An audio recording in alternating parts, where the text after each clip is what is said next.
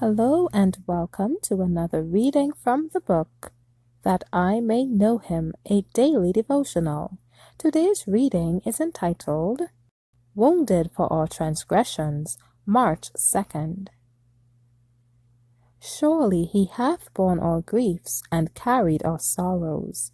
Yet we did esteem him stricken, smitten of God, and afflicted. But he was wounded for our transgressions, he was bruised for our iniquities. The chastisement of our peace was upon him, and with his stripes we are healed. Isaiah 53 verses 4 and 5. The sincere Christian may indeed grieve as he sees the havoc sin has wrought, but only in a limited sense can the human agent comprehend the sadness of Christ as he looks upon sin as it exists in the human heart.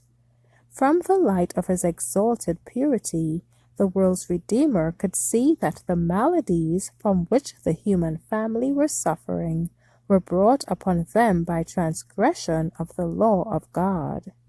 Every case of suffering he could trace back to its cause. He read the sad and awful history of the final end of unrepenting sinners. He knew that he alone could rescue them from the pit into which they had fallen. He alone could place their feet in the right path. His perfection alone could avail for their imperfection. He alone could cover their nakedness with his own spotless robe of righteousness. Christ wanted all. He could not endure that one should be lost.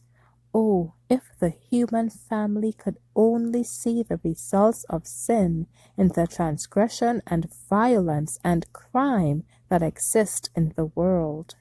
If they could see the transformation of men from the image of God to the similitude of Satan. Man was created pure and holy, but through transgression he came to possess the attributes of Satan.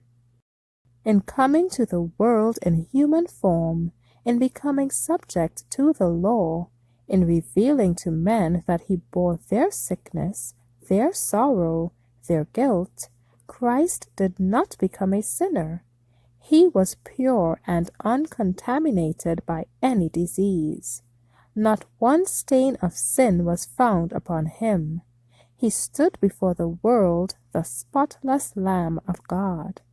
When suffering humanity pressed about him, he who was in the health of perfect manhood was as one afflicted with them.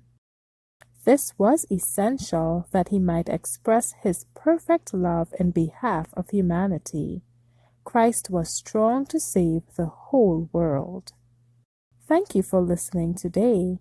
Be sure to join me tomorrow for another reading from the book That I May Know Him. Be encouraged.